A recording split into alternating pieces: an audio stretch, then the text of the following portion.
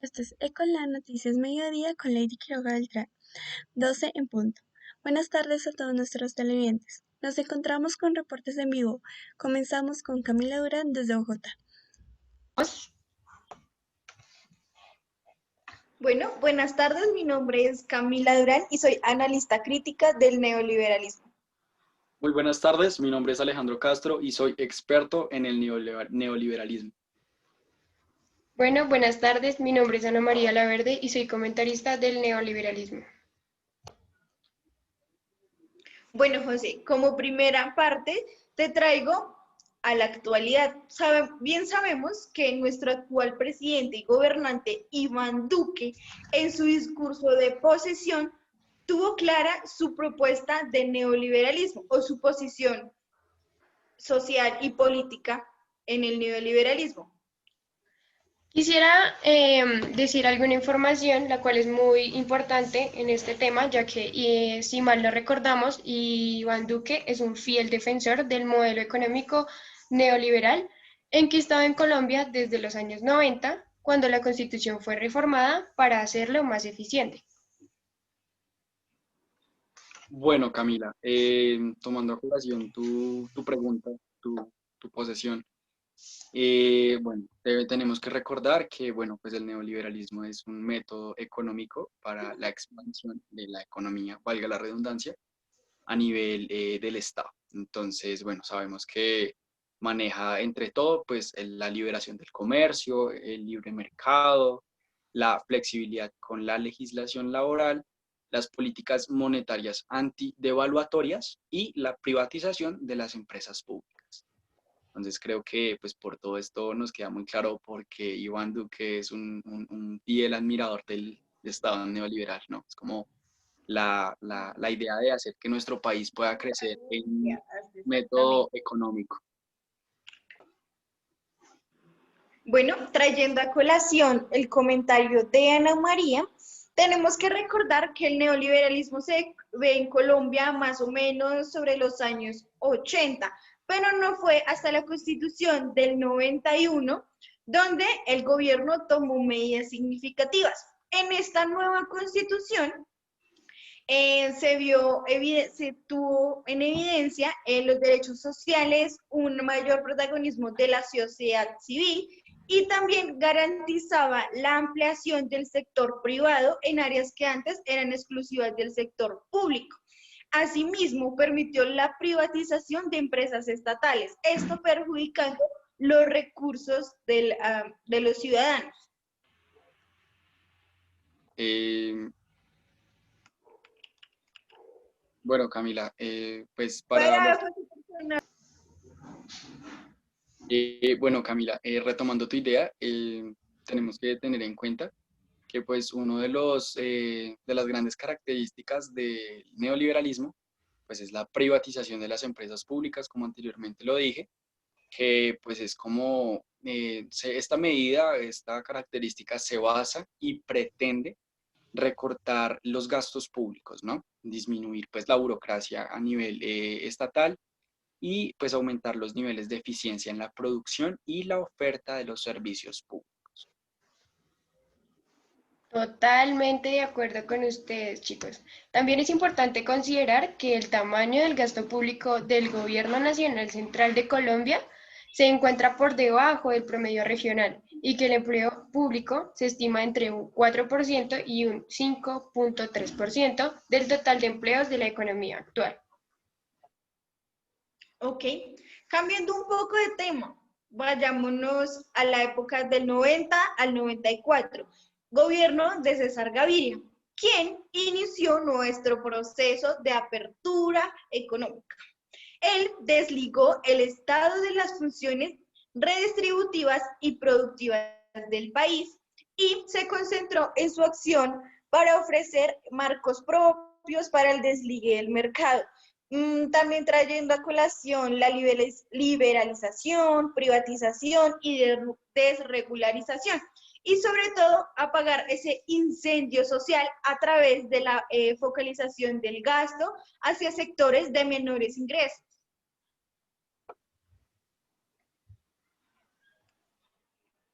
Claro, Camila, esto es cierto, ¿no? Pues tenemos que saber que la liberación económica, la liberalización económica es un modelo económico basado en el libre mercado, el cual, bueno, consiste y también pretende que se regulen y se eliminen las regulaciones estatales en ámbitos empresariales. Entonces, bueno, eso también depende un poquito de la libre empresa. Bueno, este también, pues, privatizar empresas públicas, reducir las ayudas económicas estatales a ciudadanos y empresas.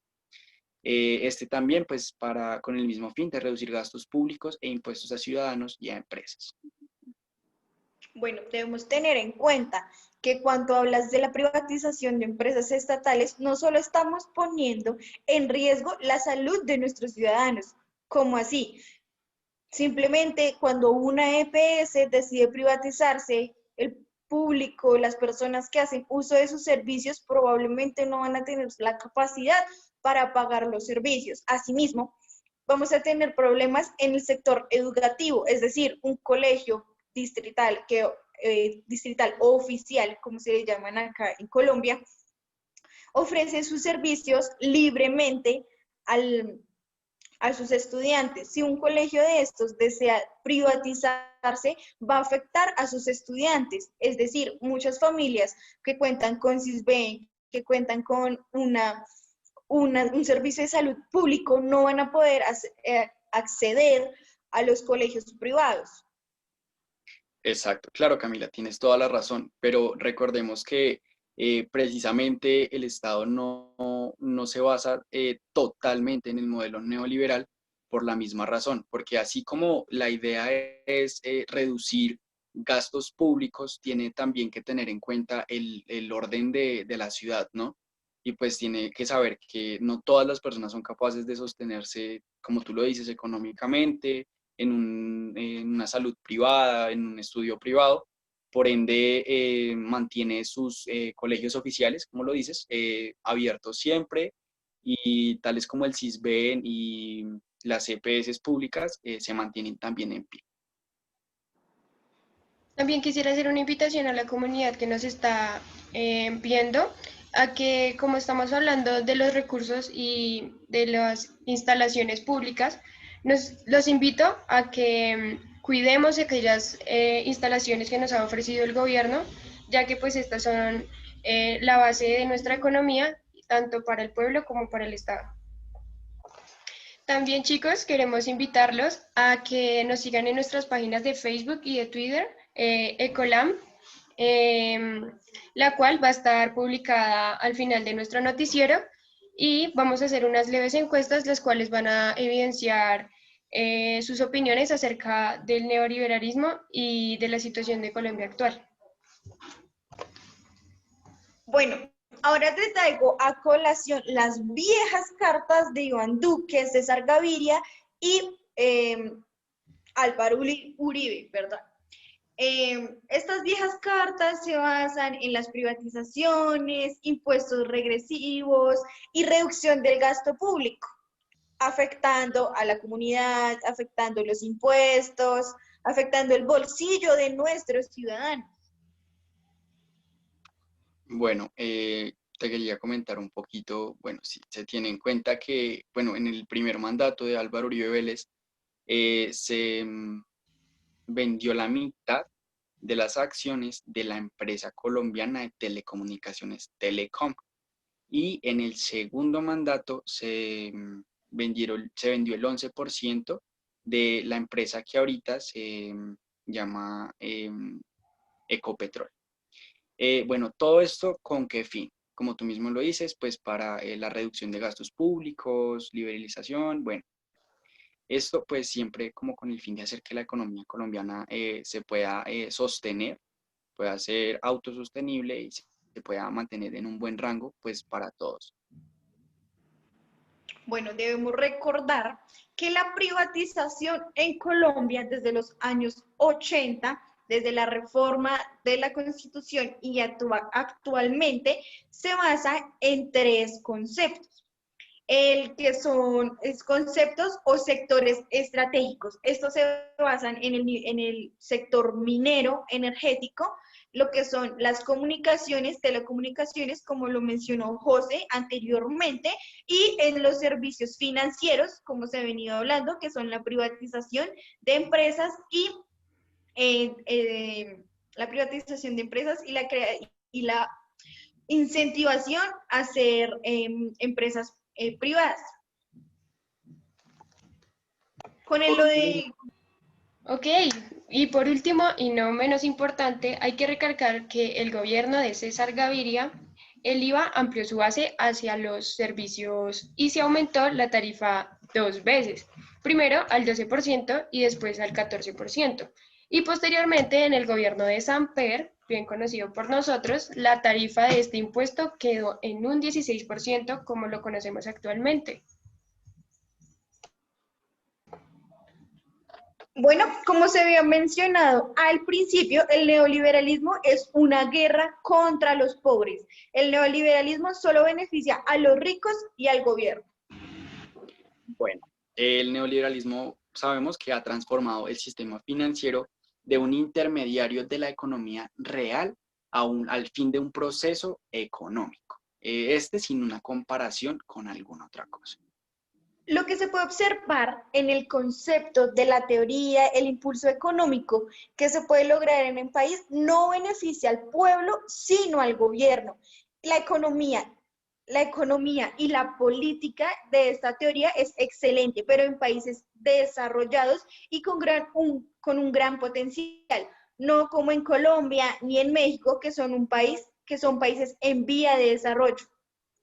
Así es, totalmente de acuerdo. Así como decía un colega mío llamado Fernando Enrique Cardoso, nunca hubo ningún chance del neoliberalismo aquí. Este es un país muy pobre y el Estado siempre tendrá un papel muy importante en la atenuación de las diferencias sociales. Así que con esto culminamos y espero que les haya gustado. Muchas gracias por vernos y los vemos en otra emisión. Muchísimas gracias, que estén muy bien y les haya gustado nuestro noticiero. Gracias, Hasta la José, por próxima. acompañarnos el día de hoy.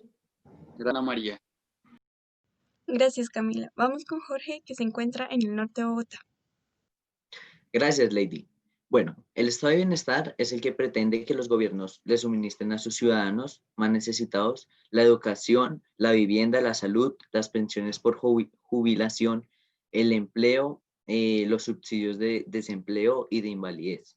En este también entra pues el transporte público, el cuidado de los niños, la reparación de las víctimas y la atención a los desplazados. Siga, compañero Jorge. Bueno, pues yo les voy a dar unas ventajas y desventajas y problemáticas del estado de bienestar. Las ventajas son que atienden las necesidades básicas, especialmente la alimentación, vivienda y educación. También otra es garantizar los servicios a todas las personas por igual, específicamente los de la salud, higiene y protección. Mantienen una economía estable en cuanto a la producción, el trabajo. Bueno, y las desventajas es que insatisfactoriamente por parte de algunos sectores sociales no se reciben los beneficios de los programas diseñados. Los problemas más comunes son que necesidad de obtener más recursos o fondos de sostener los servicios públicos. ¿Mm? Entonces, también otro es el envejecimiento de la población, por lo que hay más pensiones y mayores gastos para las pensiones. Descenso de la natalidad, por lo que no habrá menos cotizaciones en un futuro y disminución de las cotizaciones a la seguridad social por el aumento del paro. Listo, compañero Dylan, sigue tú. Bueno, en Colombia, en cambio, los endeudamientos son más prudentes. Se estima que en el 2022 no superaremos el 40% del PIB, o sea, del Producto Interno Bruto. Pero esta situación es envidiable por muchos y no justifica que el gobierno de Colombia se desboque y prosiga aprobando más gastos sociales, cuya financiación implique regresar a los endeudamientos de la década de los 90. Bueno, yo soy Santiago Buitrago y le voy a hacer unas preguntas a usted, señor Dylan. ¿Usted cree que conviene o no conviene ignorar las leyes ya aprobadas o pendientes que bien pueda quebrar a Colombia? Sí, no conviene ignorarlas, porque cuando estemos en una realidad donde estas leyes que no se aprobaron o quedaron pendientes puedan salir a la luz, pues ya no se va a poder hacer nada. Siguiente pregunta, amigo.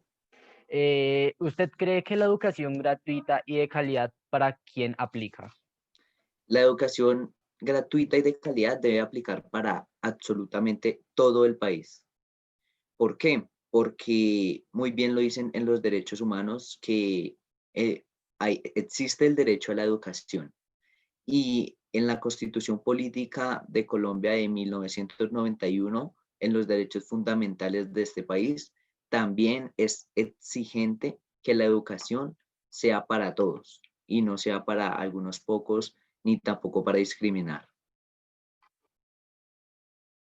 Bueno, y esta la última pregunta. ¿Cuál es el principal factor de la crisis del estado de bienestar? Bueno, el principal factor se centra principalmente pues, en la crisis económica, ¿no?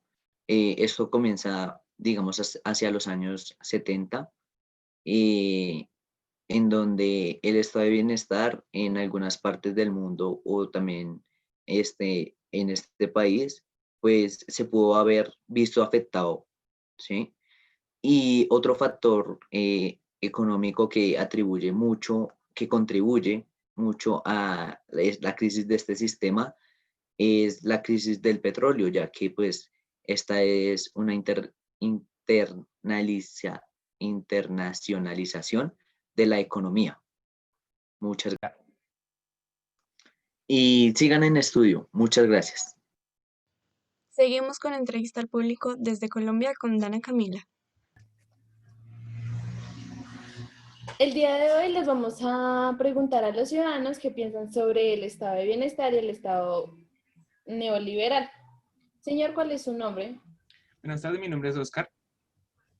Oscar, ¿qué piensas sobre la desigualdad social? Bueno, pues es que es un tema complicado así, porque digamos, esto se ve en muchos países, ¿listo? Entonces, pues también se puede decir que es como una expresión, por así decirlo, que hace reflejar el trato discriminatorio que sufre un grupo de personas pero favorece a otras clases sociales, ¿sí? Digamos que en general la desigualdad social ocurre en los países subdesarrollados o no desarrollados, y pues que también puede presentarse en países con niveles altos de desarrollo. Pues eso también es como producto de la falta de educación y pues como de mejores oportunidades para el mercado de trabajo. Muy bien. ¿Y qué piensas sobre el estado de bienestar? Bueno, pues se asemeja más a la ciencia política, ¿listo? Entonces, como que el Estado tiene que hacer cumplir los derechos sociales que pues, a la totalidad de los habitantes de un país. Pues también como, por así decirlo en otras palabras, es como un tipo de economía mixta, pues que el estado de bienestar financia las instituciones gubernamentales para el cuidado de la salud y la educación junto con beneficios directos otorgados a ciudadanos individuales. Muy bien, gracias por su tiempo. Gracias. Señorita, ¿cuál es su nombre? Charit, mucho gusto. Mucho gusto, Charit. Para usted, ¿qué piensa sobre la desigualdad? Bueno, la desigualdad social es una problemática que se presenta en todos los lugares, pero sin embargo existen algunos lugares en los que las problemáticas son mucho más evidentes, como por ejemplo en los países africanos, siendo considerados como uno de los con mayor índice de desigualdad social y económica en el mundo. ¿Y qué consecuencias puede traer esto? Podría ser el aumento de la tasa de desempleo, la desnutrición y mortalidad infantil por la falta de recursos económicos, el atraso en el proceso económico de un país. ¿Y piensa sobre el Estado neoliberal? El Estado neoliberal ve a los individuos como una fuerza de producción del orden económico, lo cual se confronta con el Estado liberal, que se preocupa más por el desarrollo pleno de las capacidades de los sujetos y no solo de las potencias económicas abstractas. Muchas gracias por su tiempo. Aquí transmitiendo en vivo y en directo desde el Noticiero Económico del Nobel. Muchas gracias. Las noticias a las 7. Esto es Ecolan, el primero en informar. Buena tarde.